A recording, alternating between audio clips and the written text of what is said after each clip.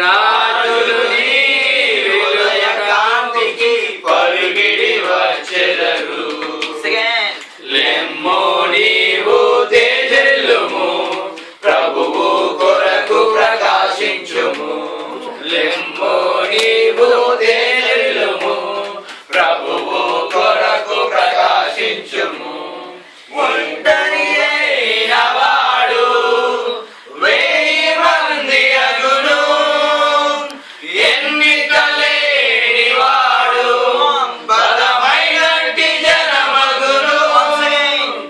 ఒంటరి అయిన వాడు 1000 మంది అగును, సమాప్తమగునని ప్రభువే సెలవిచ్చెను.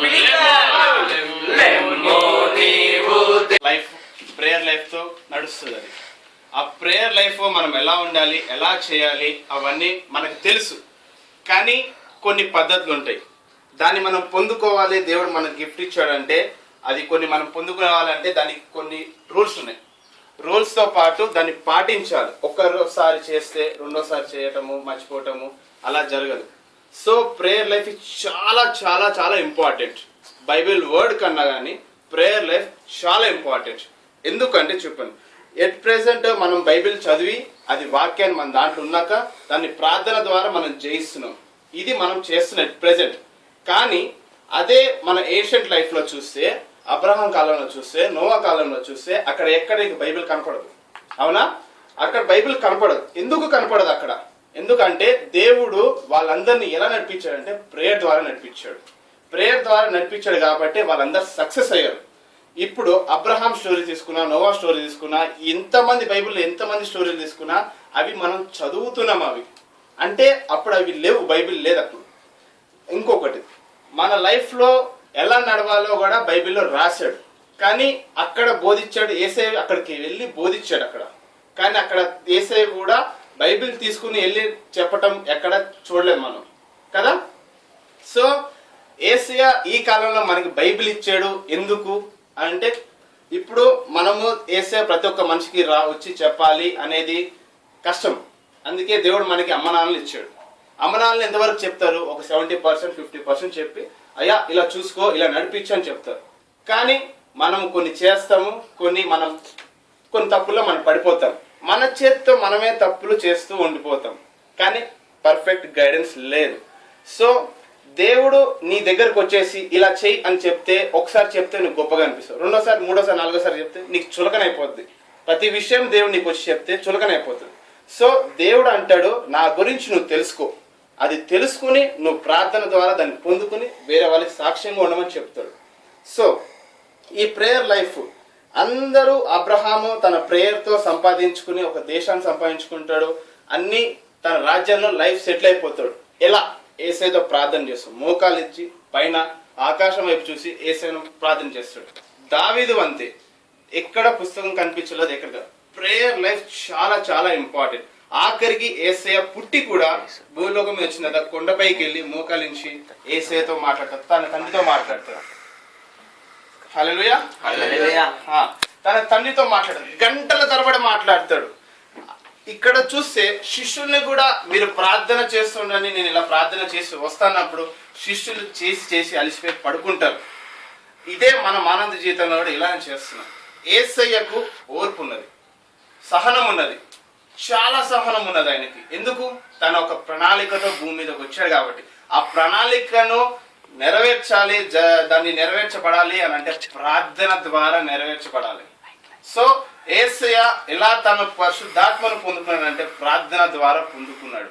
తన మార్గాలను సరళంగా చేసుకోవాలంటే ప్రార్థన ద్వారా. తనకి కష్టం వస్తే నా తండ్రి ఉన్నాడు కాబట్టి నా తండ్రి చూసుకుంటాడని చెప్పేసి ఆ ప్రార్థన, నువ్వు చేసే ప్రార్థన కూడా ఒక్క వర్డ్ కూడా నువ్వు ఫెయిత్తో యూజ్ చేస్తావంటే అది డెఫినెట్ గా బ్లెస్ అయిపోయి ఆ మిరాకిల్ ని కళ్ళతో చూస్తావు. హల్లెలూయా. ఇప్పుడు బైబిల్లో కూడా అది రాసి చెప్పాడు. ఇంకొకటి, బైబిల్ మన చేతికి ఎందుకు ఇచ్చాడు? మన చేతిలో ఇచ్చేటప్పుడు ఒక వర్డ్ చెప్పాడు, వాక్యము నేనై ఉన్నాను అన్నాడు. అదే వర్డ్ లేకుండా ఆ బైబిల్లో ఆ నేనై ఉన్నానని వర్డ్ లేకుండా ఉంటే ఎవరైనా బైబిల్ చదువుతారా? ఇదంతా బోగస్, ఇదంతా ఎవడు వింటాడా అని అనుకుంటాం. వేరేడు మాట వింటాం తప్ప మనము బైబిల్ మాట వినము. అందుకే దేవుడు చెప్తాడు వీళ్ళు బైబిల్ చదవరని చెప్పేసి బైబిల్నే నేను వాక్యమే ఉన్నాను, నన్ను గ్రహించుము, నన్ను నేర్చుకోను అంటాడు. అందుకే అందరూ బైబిల్ని పట్టుకుంటారు. బైబిల్ని పట్టుకుని ఏమి జరిగాయో అవన్నీ హిస్టరీగా ఆ బైబిల్లో ఉన్నాయి కాబట్టి, అవి నెరవేర్చబడ్డాయి కాబట్టి దాన్ని ఒక పుస్తకం లేఖనంగా తయారు చేసుకుని అవన్నీ కలిపి ఒక పరిశుద్ధ గ్రంథంగా మన చేతికి ఇచ్చాడు. హల్లెలూయా. హల్లెలూయా. దీని ద్వారా ఆ మర్మాలను మనం తెలుసుకుంటున్నాం. అవి జరిగిపోయాయి ఆల్రెడీ, కానీ మన మనోనేత్రాలకి అవి కనపడాలి అని అంటే మనం ఎలా? పరిశుద్ధాత్మ ద్వారా మనం నడిపించాలి. పరిశుద్ధాత్మ మనకి అందరినీ ఇచ్చాడు. ఎలా? ఎప్పుడు ఇచ్చాడు? పెంతెకోస్తు దినంన దేవుడు ఏమంటాడంటే ఒక ఆదరణకర్త నేను మీకు ఇస్తానంటాడు. అక్కడ వాళ్ళకే ఇవ్వట్లేదు, మనుషులకు అందరికీ ఇచ్చేసాడు అక్కడ. సో మన దాంట్లో హోలీ స్పిరిట్ ఉన్నది. మన దాంట్లో హోలీ స్పిరిట్. మనకు ఆకలేస్తే మనం అన్నం తింటాం, అవునా? మనకు ఆకలేస్తే మనం అన్నం తింటాం. కానీ మన అంతరంలో ఉన్న ఒక పరిశుద్ధాత్మ కూడా ఒకటి ఉన్నది. దానికి ఏం కావాలి? అన్నము, భోజనము, సినిమా, టీవీ అవి సరిపోవు. దానికి కావాల్సింది వాక్యం. వాక్యంతో పాటు ప్రార్థన నెరవేర్చబడాలంటే ఒట్టి నువ్వు వాక్యం చేసి సైలెంట్ గా ఉంటే అది నిలబెడుతుందా? లేదు. వాక్యం ఏంటంటే నిన్ను సరిచేస్తుంది, ఆ ప్రార్థన నిన్ను నెరవేరుస్తుంది. నీ ఆ ప్రార్థనతోనే నువ్వు యేసయ్యని కలుసుకోగలిగేంత అవకాశం ఉన్నది. యేసయ్య నీతో డైరెక్ట్ గా మాట్లాడతారు ప్రార్థన ద్వారా. సో ఆ ప్రార్థన లైఫ్ చాలా ఇంపార్టెంట్ లైఫ్ మనకి. మనం ఉదయం లేచిన కాడ నుంచి పడుకునే వరకు చాలా చాలా ఇంపార్టెంట్ ఆ లైఫ్. మనం ఎన్నడూ అది మిస్ అయి చేసామంటే మనం మిస్గైడ్ అయిపోతాం, వేరే మార్గంలోకి వెళ్ళిపోతాం. మనం అసలుగా వెనక తిరిగి చూసుకోము. యేసయ్య మనకి నేర్పించిన ఒకే ఒక ఆయుధము మనకి ప్రార్థన. నువ్వు కష్టాలు ఉన్నా సరే నువ్వు బైబిల్ తీసి చదవలేవు, బైబిల్ తీసేంత అవకాశం కూడా ఉండదు. ఆఖరికి యేసయ్య తన కలవరి శిలువలో ఉన్నప్పుడు కూడా బైబిల్ తీసి చదివాడా? లేదు. తన తండ్రికి మొరపెట్టాడు, వీళ్ళు ఏం చేస్తున్నానో దయతో క్షమించమని. ఆయన కళ్ళు మూసుకుని అక్కడ ప్రార్థన చేసుకుంటూ కూర్చున్నాడు అక్కడ. సో ప్రార్థన చాలా చాలా చాలా ఇంపార్టెంట్ మన లైఫ్. యేసయ్యతో సహా యేసయ్య కూడా ప్రార్థన రక్తం కార్చుకుంటూ కూడా వీళ్ళని క్షమించుము అది ప్రార్థన చేస్తా కూర్చున్నాడు. మనం వంటి సమయంలో మనం వాక్యం చదువుతామా? బైబిల్ తీసి అంత ఓపిక ఉంటుందా? మనకి ఉండదు. కోపంలో సరే, బాధలైనా సరే, నువ్వు దీన స్థితిలోకి వెళ్ళిపోయినా సరే నీ నోటికి ఒక్కటే ఇచ్చాడు దేవుడు, నాలుగు ఇచ్చాడు. ఆ నాలుగుతో నువ్వు యేసయ్యను మాట్లాడినప్పుడు దేవుడు నీకు జవాబిస్తాడు. నువ్వు ఎంత స్థితిలోకి వెళ్ళిపో, ప్రార్థన చెయ్యి, విశ్వాసంతో ప్రార్థన చెయ్యి, నీకు డెఫినెట్ గా దేవుడు ఆన్సర్ చేస్తాడు. హల్లెలూయా. హల్లెలూయా. ఇప్పుడు అదే మనం బైబిల్లోకి వెళ్దాం ఒకసారి. రోమీయులు 8:25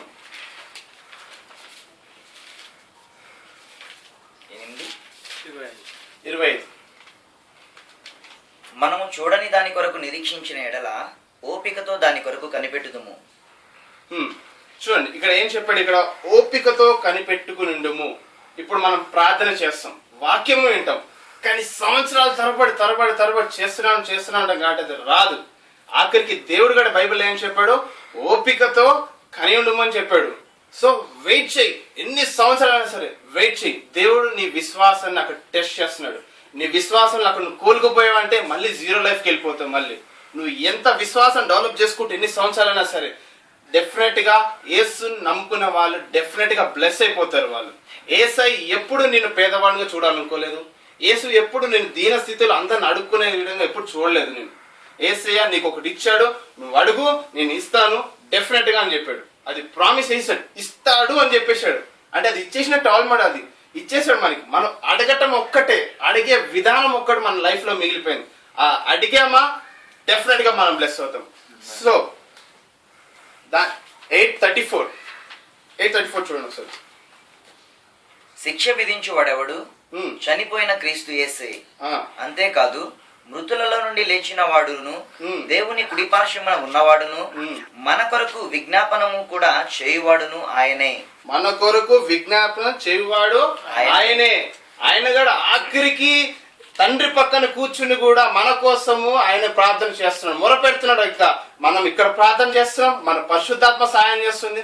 అక్కడ మన యేసయ్య గారు సహాయం చేయటం వల్ల మన ప్రార్థన మొత్తము తండ్రి, కుమార, పరిశుద్ధాత్మ నామలో అది నెరవేరబడుతుంది. ఆఖరికి ఎటువంటి దేవుడు మరణంలో లేచిన వాడు, మరణాన్ని జయించి లేచిన వాడు, అట్లాంటి గొప్ప దేవుడు మనం కలిగి ఉన్నాం. అలాంటి దేవుడు కూడా నీ కోసము తండ్రి పక్కన కూర్చుని మొరపెట్టుచున్నాడు, నీ సమస్యలన్నీ మొరపెట్టుచున్నాడు. తండ్రికి ఇప్పుడు కొడుకు ఏడుస్తే నీకు అట్లీస్ట్ ఒక్కసారైనా సరే నా కొడుకు ఇది ఆశపడుచును అది ఇవ్వాలనుకుంటావు. అతను కూడా ఏడ్చి దేనికోసం, ఏసే కూడా ఏడ్చి దేనికోసం, నువ్వు సంతోషంగా ఉండటానికి కోసమే. నీ ప్రేయర్ లైఫ్ లో నువ్వు నీ వ్యక్తిత్వాన్ని నీ ప్రేయర్ లైఫ్ లో చూపించావు అనుకో, దేవుడు అది నీ అంతరాత్మ నువ్వు చూస్తాడు. నువ్వు నిజంగా కావాలనుకుంటున్నావా, దేవుడు డెఫినెట్ గా నేను బ్లెస్ చేయాలనుకుంటాడు. దేవుడు నిజంగా అక్కడే మొరపెడతాడు. నువ్వు 10వ వాళ్ళు ఇక్కడ మొరపెడుతున్నావా, దేవుడు మొత్తం 80% 90% మొత్తం మొరపెడతాడు నీ కోసం. నీ పని ఆల్మోస్ట్ వెళ్ళిపోయినట్టే, నీ పని ఆల్మోస్ట్ సక్సెస్ఫుల్ లైఫ్ అయిపోయినట్టే. దేవుడు ఎప్పుడు వింటాడో అది అయిపోయినట్టే, నీ లైఫ్ లో నువ్వు అచీవ్ చేసినట్టే. హల్లెలూయా. అట్లనే ఇంకొకటి ఎఫెసీస్ 6:18.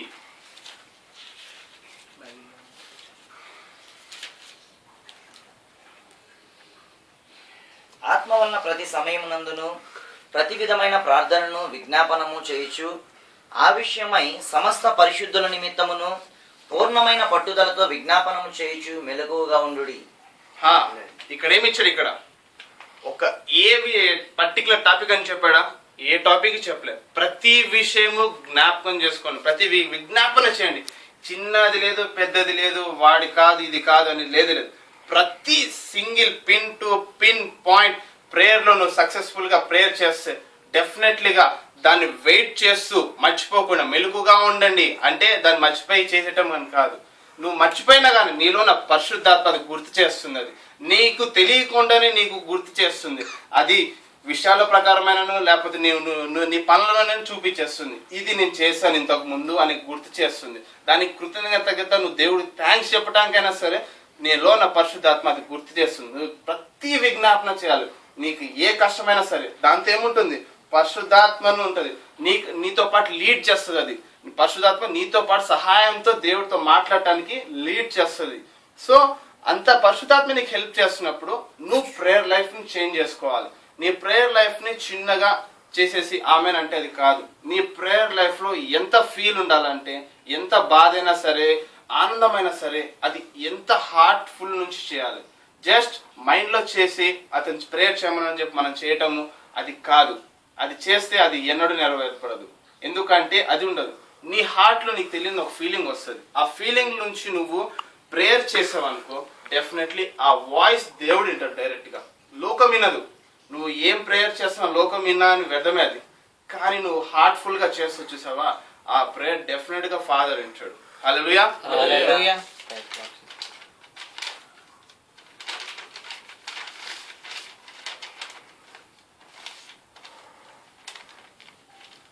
ఒకసారి 19 చదవండి దాని కింద. 19 మరియు నేను దేని నిమిత్తము రాయబారిన సంఖ్యలతో ఉన్నాను, ఆ సువార్త మర్మమును ధైర్యముగా తెలియచేయుటకు నేను మాటలాడ నోరు తెరిచినప్పుడు దానిని గూర్చి నేను మాట్లాడవలసినట్టుగా ధైర్యముతో మాట్లాడుటకై వాక్శక్తి నాకు అనుగ్రహించినట్లు నా నిమిత్తమును పూర్ణమైన పట్టుదలతో విజ్ఞాపనము చేయుచు మెలకువగా ఉండుడి. ఇక్కడ ఏముంటుంది, నువ్వు ఒక మెసేజ్ ఇవ్వాలంటే ఏం చేయమన్నాడు యేసయ్య? ప్రార్థన చేయమన్నాడు. ప్రార్థన చేసి గట్టిగా మాట్లాడే శక్తి నీకు శక్తిని కావాలి అంటే ప్రార్థన ద్వారా ఒక మెసేజ్, ఈవెన్ ఒక మెసేజ్ ఇవ్వడానికైనా సరే నువ్వు ప్రార్థన చేయాలి. నేను ఏం ప్రీచ్ చేయాలి గాడ్ అని అంటే దేవుడు ఒక్క విషయాన్ని ఒక సింగిల్ వర్డ్ ఇస్తాడు. ఆ వర్డ్ ఇవ్వటం వల్ల నువ్వు వెతుకుతూ చూసావా దాంట్లో కూడా దేవుడు నేను టెస్ట్ చేస్తాడు. నువ్వు వెతికేది కూడా కరెక్టా కాదా, నువ్వు చెప్పేది కరెక్టా కాదా దేవుడు గైడ్ చేస్తాడు. ఏ సిచ్యువేషన్ జరిగినా అది లైఫ్ కి గుణపాఠమే. అది దేవుడు ప్రతి విషయాన్ని నేను చూస్తూ ఉంటాడు.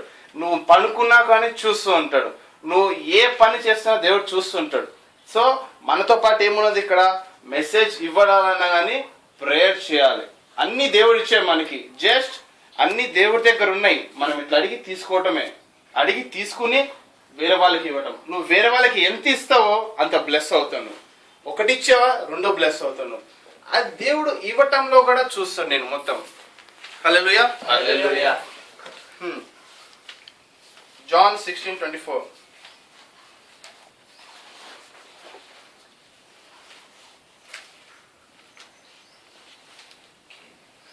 ఇది వరకు మీరేమీ నా పేరిట అడగలేదు, మీ సంతోషము పరిపూర్ణమగునట్లు అడుగుడి, మీకు దొరుకును. సో దేవుడు ఏమన్నాడు, ఇది వరకు ఇప్పటి వరకు ఏమీ అడగలేదు అన్నారు. ఏం అడగలేదంటే అడిగాం, మనం నిజంగానే అడిగాం, కానీ ఒక ఆర్డర్గా అడగలేదు. చాలా మనం చిన్నప్పటి నుంచి అది కావాలి ఇది కావాలి ఇది కావాలి అంటాం, కానీ కొన్ని ఫుల్ఫిల్ చేసేది ఎవరంటే మన పేరెంట్స్ చేస్తారు. ఆ టైంలో మనం గాడ్ని మర్చిపోతాం. ఇంకా గాడ్ని ఎలా అడగాలో కూడా మనకు కొంతమంది తెలియదు. ప్రేయర్ లైఫ్ తెలుసు, చేస్తారు, కానీ అది ఎలా చేయాలి, ఎలా చేస్తే అది మనం పొందుకుంటాము, అది మనం ఎప్పుడు ఎవరు చెప్పరు. తెలుసుకోవాలి, నీ హార్ట్ఫుల్గా తెలుసుకోవాలి. ఎలా తెలుసుకుంటావు? మందిరానికి వెళ్ళాలి. దేవుడు నీకు ఒక డిక్షనరీ ఇచ్చిందంటే ఇది ఒక్కటే సరిపోదు, చర్చ్కి కూడా వెళ్ళాలి. చర్చ్కి వెళ్ళినాక అక్కడ వాళ్ళు నేర్పించే ప్రేయర్ని కూడా మనం నేర్చుకోవాలి. పక్కన సహోదరుడు చేసే ప్రేయర్ కూడా మనం తెలుసుకోవాలి. 10 మంది ప్రేయర్ చేస్తున్నారంటే ఆ ప్రేయర్లో నీకు తెలియని ఒక పాయింట్ వస్తుంది. ఆ ప్రేయర్ నీ ప్రేయర్లో జ్ఞాపకం చేసుకో. దేవుడు డెఫినెట్ గా ఆ ప్రేయర్ పాయింట్ ని దాంట్లో బ్లెస్ చేస్తాడు. ఆఖరికి చూడండి, మన జేసీరన్ చర్చ్లో 32 పాయింట్లు తీశారు. 32 పాయింట్లు ప్రతి ఒక్కరికి విజ్ఞాపన చేయమని చెప్పాడు. ప్రతి ఒక్కరిని జ్ఞాపకం చేసుకొని ఈ ప్రేయర్ చేయండి, ప్రాక్టీస్ చేయండి, వస్తుంది సక్సెస్ఫుల్ గా అన్న. చూసారా, మనకు వాక్యం ఇవ్వలేదు, వాక్యం నుంచి తీసి ప్రార్థనగా వాడండి అని చెప్పాడు. ఆ ప్రార్థన వాడమని చెప్పాడు. అట్లీస్ట్ ప్రేయర్ చేయండి, దాన్ని నెరవేర్చబడుతుంది అన్నగా చెప్పాడు. సో ప్రేయర్ లైఫ్ చాలా చాలా ఇంపార్టెంట్. కానీ ఇంపార్టెంట్ తో పాటు నజరేయుడైన యేసు నామంలో మనం అడగాలి. సో ఆఖరి దేవుడు కూడా చెప్పాడు మనకు ప్రేయర్ ఎలా చేయాలో, ఎలా అడగాలో, ఏ టాపిక్ మీద ఏం అడగాలో కూడా దేవుడు మనకు చెప్పాడు. సో 26 ఆ దినమందు మీరు నా పేరట అడుగుదురు గాని మీ విషయమై నేను తండ్రిని వేడుకొందునని మీతో చెప్పుటలేదు.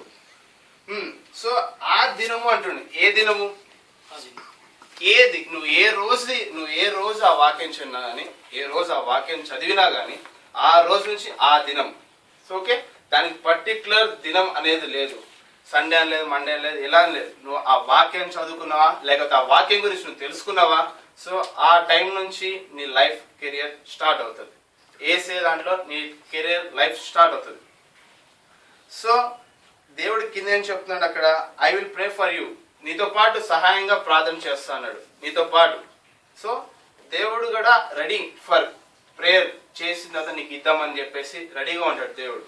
ఓకే, నెక్స్ట్ ఇదే జాన్ 23 ఉంటుంది చూడండి. 16:23. ఆ దినమున మీరు దేని గుర్చియు నన్ను అడుగరు. మీరు తండ్రిని నా పేరట ఏమి అడిగినను ఆయన మీకు అనుగ్రహించునని మీతో నిశ్చయముగా చెప్పుచున్నాను. హల్లెలూయా. సో దేవుడు నిశ్చయంగా చెప్పుచున్నాడు అంటే చెప్పేశాడు, అయిపోయింది కూడా. సో తండ్రి పేరులో మనం ఏమి అడిగితే అది డెఫినెట్ గా మనకి ఇచ్చేస్తాడు. సో మనం పట్టుదలతో అడగాలి, అసలు వదలకుండా అడగాలి. అసలు నువ్వు ప్రేయర్ నీకు తెలీదా, దేవుడి పేరు యూజ్ చేయి. దేవుడు చెప్పాడుగా, ఆ దినమును నువ్వు ఎప్పుడు ఏ రోజు అది తెలుసుకున్నావో, నేను మారాలి, నేను చేయాలి అని అనుకున్నావు, ఆ దినము నుంచి నువ్వు ఏమి అడిగినా నీకు దేవుడు నిశ్చయంగా ఇస్తాడు, బ్లెస్ చేస్తాడు, ప్రామిస్ చేస్తాడు. యేసయ్య వాగ్దానం చేసిన వాడు నమ్మదగినవాడు. హల్లెలూయా. సో మనము ప్రేయర్ గెలుచుకున్న తర్వాత, ప్రేయర్ లో మనం అన్ని సంపాదించుకుంటే దేవుడు మనకి ఏమిస్తాడు, ఎలాంటిది ఇస్తాడు, బ్లెస్సింగ్ ఎలా వస్తుంది. సో 22 చదవండి. 20 మీరు ఏడ్చి ప్రలాపింతురు గాని లోకము సంతోషించును, మీరు దుఃఖింతురు గాని మీ దుఃఖము సంతోషమగనని మీతో నిశ్చయముగా చెప్పుచున్నాను. మీరు ఏడ్చుతే లోకము సంతోషిస్తుందంట. ఇప్పుడు మన లైఫ్ లో ప్రతి ఒక్కరు ఏడుస్తూనే ఉన్నారు ఇండైరెక్ట్ గా. జాబ్ అయినా సరే కానీ, ఎట్లయినా సరే, ఫైనాన్షియల్ గా అయినా సరే కానీ, హెల్త్ ప్రాబ్లం అయినా, లేకపోతే ఇంట్లో ఫ్యామిలీ ప్రాబ్లం అయినా, నువ్వు ఏడుస్తున్నావు కానీ లోకం ఆగుతుందా నీకోసం? ఆగట్లే. డెఫినెట్ గా నువ్వు దానిపైన చేసుకుంటూ వెళ్ళిపోతుంది. సో లోకం నీ కోసం ఆగనప్పుడు ఎవరు నీ కోసం ఆగుతారు? యేసయ్య ఆగుతాడు. నీ కోసం నీతో పాటు నీడగా నడిచేటోడు ఎవరంటే యేసయ్య మాత్రమే. సో యేసయ్యను నడవాలి అంటే ఏంది? నీకు యేసయ్యతో మాట్లాడాలి. యేసయ్యను మాట్లాడాలి అంటే ప్రార్థన చేయాలి. యేసయ్య నీతో మాట్లాడాలంటే ఆ ప్రార్థన అంటే నువ్వు యేసయ్య తండ్రి పేర్లు అడిగితే యేసయ్య సమస్తం నీకు ఇస్తాడు, సమస్తాన్ని ఇస్తాడు. ఏమి కండిషన్ కూడా పెట్టలేదు. నజరేయుడైన యేసు నామంలో నాకు ఇది కావాలి అని చేసావా, అది జరిగిపోతుంది. దేవుడికి ఇష్టమే. సో దేవుడు గారు చెప్తాడు, దేవుడి గారు ఇంత ఇష్టము. అది గుడ్డోడు ఎన్ని సంవత్సరాల నుంచి ఉన్నాడో, ఎట్లున్నాడో, నేను స్వస్థపరచడం నీకు ఇష్టమేనా అంటాడు. కుష్ఠవ్యాధి ఇష్టమేనా అంటాడు. నువ్వు బాగుపడడం నాకు ఇష్టం అంటాడు. సో దేవుడు ఆఖరికి మొత్తం హెల్త్ ప్రాబ్లం నుంచి ఫైనాన్షియల్ ప్రాబ్లం వరకు ప్రతి విషయంలో ఇష్టమే చూపిస్తాడు. కానీ మన ఇష్టాలు రావాలి, ఆ గిఫ్ట్స్ మనకి రావాలంటే ఎక్కడ ఆగిపోయి మన మధ్యలో ప్రేయర్ అనే లైఫ్ అనే గ్యాపింగ్ వల్ల వచ్చి ప్రేయర్ అనే లైఫ్ కరెక్ట్గా నీ గుండెల్లో కరెక్ట్గా బిల్ట్ చేసుకున్నావు అనుకో, ఆ ప్రేయర్ అనే లైఫ్ డెఫినెట్గా ఆ గిఫ్ట్ నువ్వు పొందుకుంటావు, అతి త్వరలో పొందేసుకుంటావు. నువ్వు అడిగినమ్మంటే బ్లెస్సింగ్ వెళ్ళిపోతావు.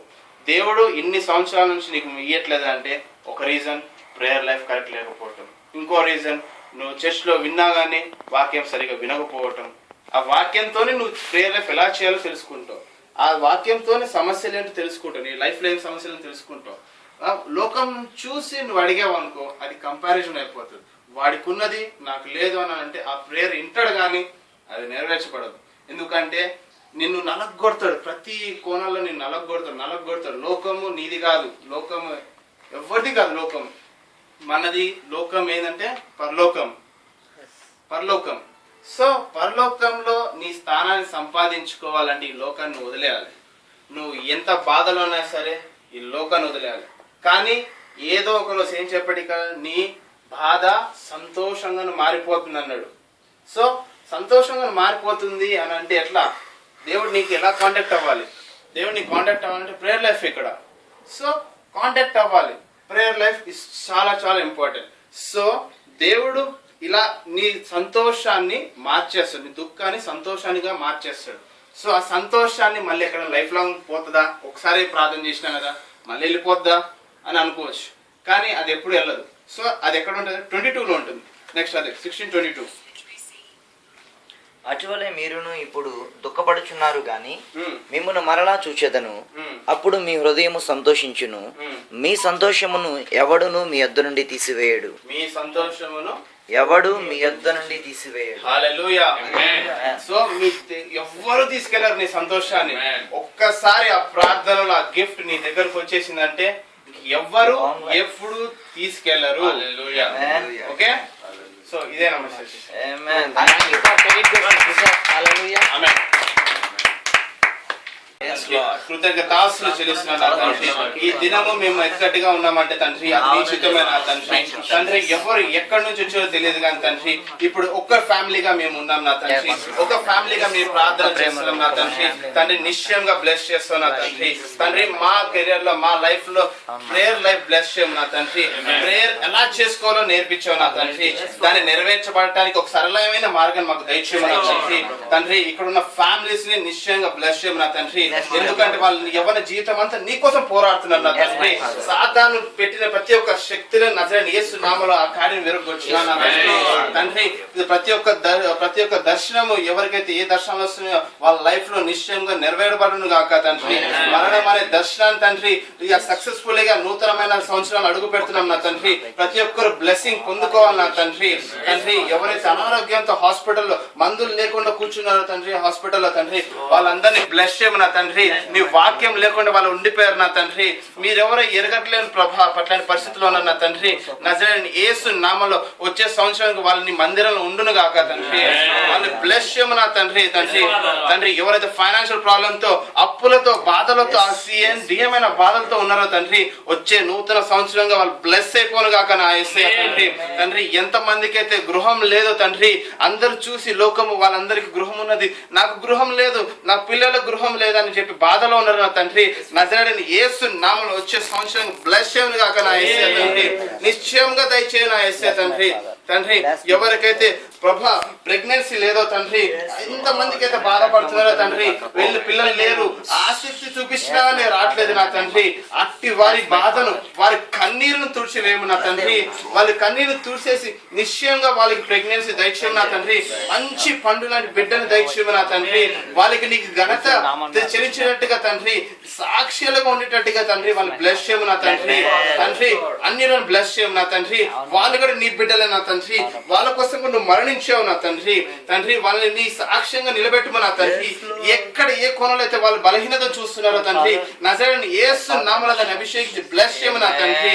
తండ్రి ప్రభా ప్రతి ఒక్కరిని ఆశీర్వాదించుము తండ్రి. నీ మందిరానికి వాక్యం వినడానికి వచ్చే ప్రతి ఆదివారం ప్రభా వాళ్ళని ఖాళీ చేతులతో వెళ్ళకుండా ఏదో ఒక బ్లెస్ చేయము నా తండ్రి, ఏ లోపాటు ఉన్నదో వాళ్ళని బ్లెస్ చేయము నా తండ్రి, దాన్ని ఫుల్ఫిల్ చేయము నా తండ్రి, నజరేయుడైన యేసు నామములో ఫుల్ఫిల్ చేయము నా తండ్రి. తండ్రి ఎట్ లాస్ట్ ప్రభా యంగ్స్టర్స్ తండ్రి బ్యాడ్ హ్యాబిట్స్, ఆల్కహాలిక్, సిగరెట్, నజరేయుడైన యేసు నామములో కార్యం విరగొచ్చినాను నా తండ్రి. తండ్రి ఎవరైతే పోర్నోగ్రఫీ టెంప్టేషన్స్ కు ఉన్నారో తండ్రి నజరేయుడైన యేసు నామములో కార్యం విరగొచ్చినాను తండ్రి.